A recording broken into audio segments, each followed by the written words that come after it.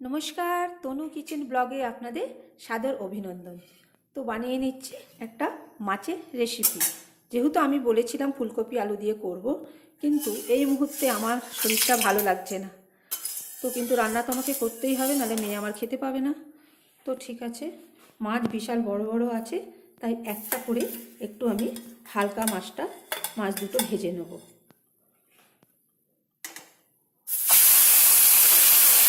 হাতে ক্যামেরা, তাই একটু অসুবিধে হচ্ছে, একটু অ্যাডজাস্ট করে নেবেন। মাছটা আমি হালকা করে দুটো মাছ আমি ভেজে নেব, বেশি কড়া করে মাছটা ভাজবো না, কেন এটা শুধু মাছের হবে তো তাই। এখানে মশলাই দিয়ে দেবো। আমি এখানে একটু জিরে গুঁড়ো দিয়েছি, সাথে দেবো একটা মিডিয়াম সাইজের পেঁয়াজ দিয়েছি, যেহেতু মাছ বেশি নেই। দিয়েছি 5-6 কোয়া রসুন, 4টে কাঁচা লঙ্কা, অল্প একটু আদা। এটা আমি বেটে নেব, আর সাথে দেবো একটা টমেটো। তো এখানে আমার মাছ হালকা করে ভাজা হয়ে গেছে, আমি তুলে নেব। যেহেতু একটু বড় মাছ, তাই একটু হালকা করে ভেজে নিলাম, নাহলে এটা একটু, যদি পেটির দিকে মাছ হতো তাহলে এটাকে কাঁচাই করা যেত। তবে এখন আমরা খুব একটা কাঁচা খাই না, আমি এখানে একটু হালকা ভেজে নিই। এবার এই তেলের মধ্যে আমি দিয়ে দেবো মশলাটা।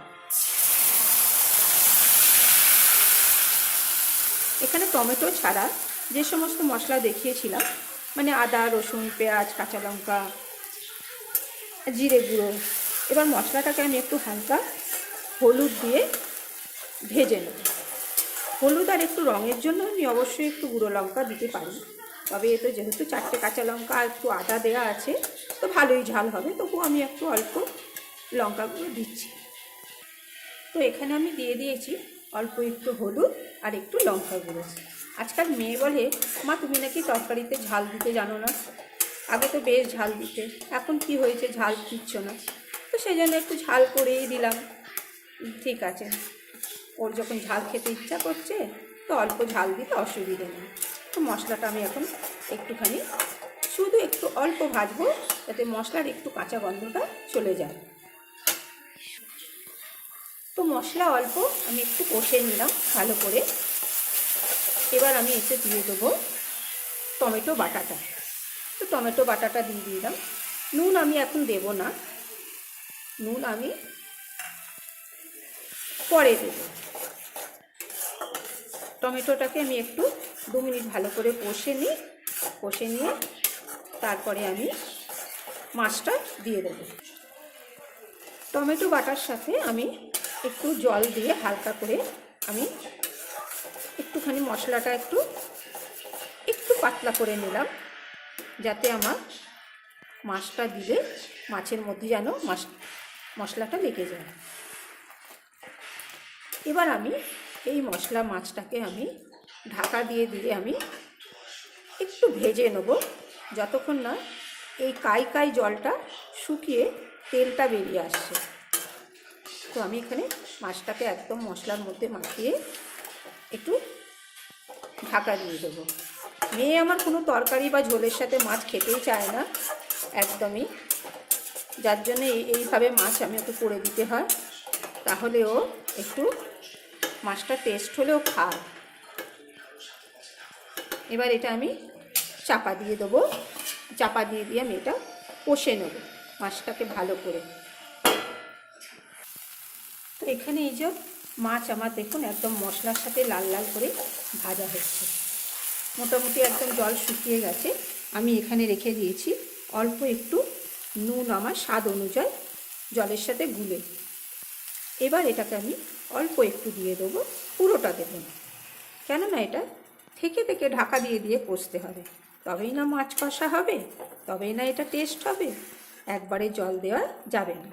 এবার এটাকে আমি একবার কষা হয়ে গেছে ভালো করে মশলাটা মাছের সাথে, এবার আমি এতে অল্প জল দিয়ে আমি এটাকে আবার আমি ঢাকা দিয়ে রেখে দেবো। আবার 2-3 মিনিট, 1 মিনিট বাদে মাঝে আমি খুলে দেখব, কেননা যাতে মশলাটা ধরে গিয়ে পুড়ে না যায়।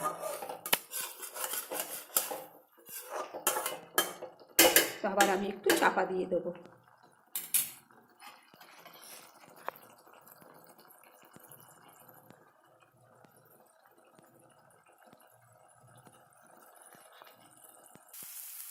তো এখানে আমার একদম মাছটা ভালোভাবে মশলার সাথে কষা হয়ে গেছে, তাতে মাছের টেস্টটাও অনেকটা এমনি মাছের থেকে অনেকটা টেস্ট হয়।